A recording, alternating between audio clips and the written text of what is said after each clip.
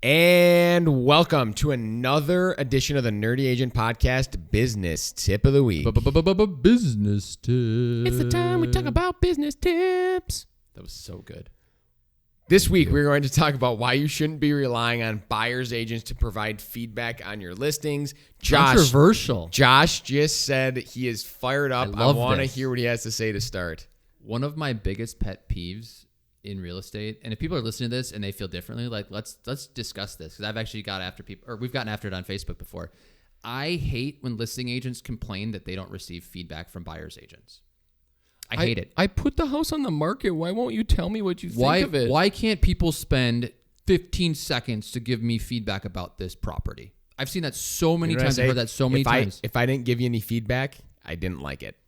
Also, it's your job to get the feedback. It's not the buyer's agent's job to go into the MLS thing and just type in 16. We show 100 houses. So we all are on the same page. We don't think that it's reasonable for listing agents to complain about that. But from a listing agent perspective, let's talk about what the process is for not relying on the buyer's agents to give the feedback. How are you going out and getting that feedback step by step?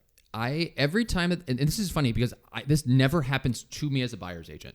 So never. The way that I go about it is no one's doing this, and I'm shocked by it because we are being paid a lot of money to list houses. Every single time that a client comes through my house, I thank the agent beforehand with a text, and I say, "Hey, excited you're going to be showing the house today. Let me know how it goes. Would love to hear some thoughts on it. If you have any questions, I'm available." Yep, I will text them for every single showing. The second that within 2 hours of them leaving, I'll say, "Hey, thanks again for the showing. How did your buyer like it?" ? And almost every time the guy will send me some actual feedback, right? Like I am out soliciting that feedback. I'm getting it. I'm compiling it. And then I'm sending it to my seller. Here's how things are going so far. You are not just being hired to put the house on the market and market it. You're being hired to sell the house. And the way you sell a house is you build a relationship. You curate the feedback. You figure out what's going on. You give feedback back to your sellers and you understand where you're at in the marketplace, what you could be changing, and all of that stuff. Here's what we're hearing so far after day 1. Here's what we're hearing so far after day 2.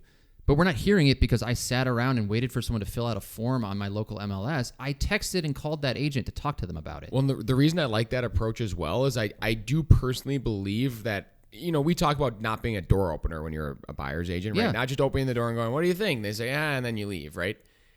Being the listing agent that says, "What'd you think?" They said, "Well, they kind of like it, but this or this," and then trying to help themselves get down the process of getting their buyers to offer on a house, because that's a thing that you can actually do. Yeah, absolutely. Oh, by the way, we also have another offer that might be coming in based on everything we've been hearing. So if you guys want to act, we'd love to see an offer from you too. We talk about it all the time, but 2020 to today made all of the agents, and very much so the listing agents, very fat and lazy. So lazy. So fat and lazy. Like they are like sitting back in their chair just waiting for you to make an offer, and they're not going to jockey for position or try to get the best offer or do really anything to solicit that feedback. So I think to Josh's point, if you're a listing agent, or if you have staff, have them do it for you. Heck, do something where someone's reaching out and saying, rather than the automated Showingtime feedback request, saying, "Thanks for showing the house," and then an hour later, "How did it go?" It's the same conversation with what Reed does before he shows a house. Every time.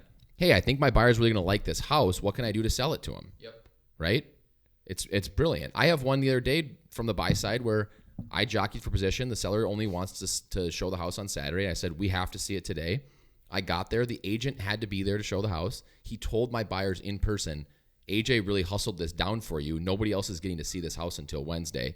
We're going to offer and try and get it today." So it's the same thing on the flip side of the coin, right? You have to work hard for your client to get the best outcome.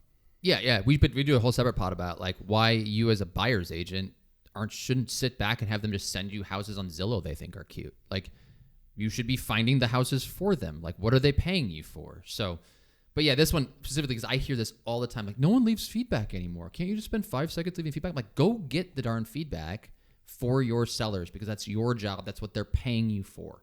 Listing agents, stop relying on buyer's agents to provide feedback. Go get it yourself. And that's what we have today for the Nerdy Agent Podcast Business Tip of the Week. Business tip. Hope you liked our tips today.